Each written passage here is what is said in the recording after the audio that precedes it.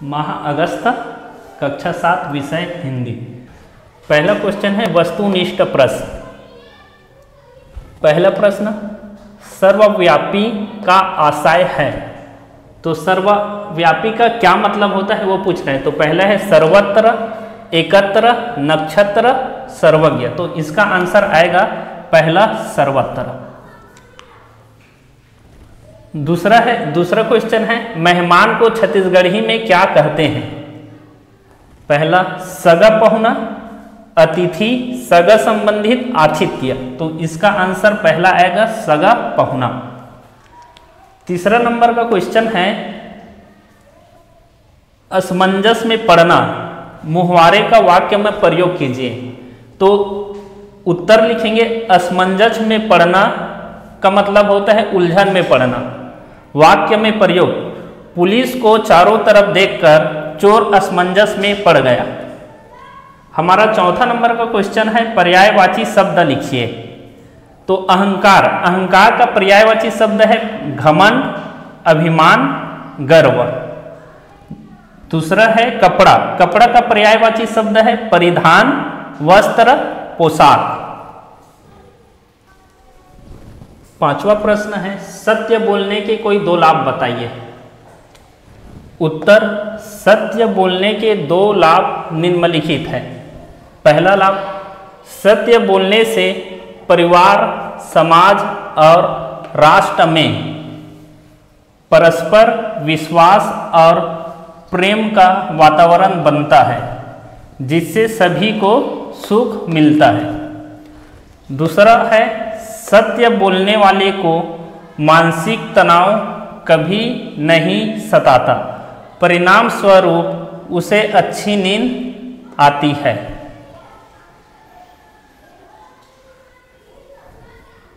प्रश्न 6, चंद्रशेखर आजाद के स्थान पर आप होते तो देश के लिए क्या करते। उत्तर, चंद्रशेखर आजाद की जगह हम भी अपनी देश की आज़ादी के लिए उसी की तरह देश के लिए अपना सर्वस्व न्यौछावर कर देते और देश की स्वतंत्रता के लिए प्रयास करते। प्रश्न 7, विद्रोही शक्ति सिंह पाठ में अगर शक्ति सिंह ने महाराणा प्रताप का पीछा न किया होता तो उसका क्या परिणाम होता, लिखिए।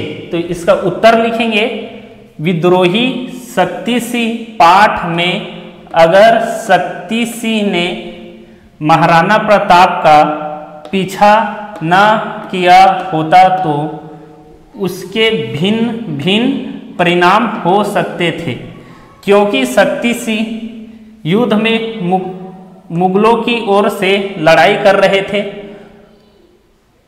उन्होंने महाराणा प्रताप का पीछा करते हुए 2 मुगल सैनिकों को मारकर उनकी रक्षा की। प्रश्न 8, यदि कोई विद्यार्थी लंबी अनुपस्थिति वाला हो तो उसे नियमित विद्यालय लाने के लिए कोई 3 सुझाव या प्रयास लिखिए। तो उत्तर है विद्यार्थी को विद्यालय लाने का प्रयास निम्नलिखित है।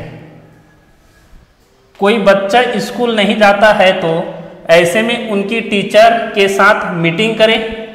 दूसरा, बच्चे को विद्यालय के महत्व के बारे में बताए। तीसरा, बच्चे का विद्यालय नहीं आने का कारण जानने का प्रयास करे। अगर कोई समस्या है तो उसे दूर करें। प्रश्न 9 है कल्पना चावला की तरह बनने के लिए आपने भी कोई लक्ष्य बनाए होंगे। लक्ष्य को प्राप्त करने के लिए आप किस तरह तैयारी कर रहे हैं, 100 शब्दों में लिखिए।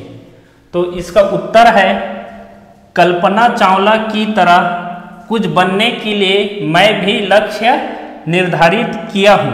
मेरा लक्ष्य यह है कि मैं अपनी जिंदगी में अच्छी पढ़ाई लिखाई करूँ और बड़ा होकर डॉक्टर बनूं, ताकि मैं लोगों की सेवा कर सकूं, जिसके प्राप्ति के लिए निरंतर प्रयास कर रहा हूं। अब लास्ट है 10वां नंबर का प्रश्न। अपने पुस्तकालय से 100 दिन 100 कहानी। श्रृंखला की किसी एक रुचिकार कहानी का चयन करके उसका सारांश तथा कहानी से मिलने वाली सीख को अपने शब्दों में लिखिए। तो उत्तर है गोरिया और हाथी एक कहानी का नाम है। उससे हमें क्या शिक्षा मिलती है उसको देखते हैं। इस कहानी से हमें यह शिक्षा मिलती है कि कमजोर से कमजोर लोग भी यदि एकजुट होकर काम करें तो बड़ा से बड़ा कार्य संपन्न किया जा सकता है और बड़े से बड़े शत्रु को भी पराजित किया जा सकता है।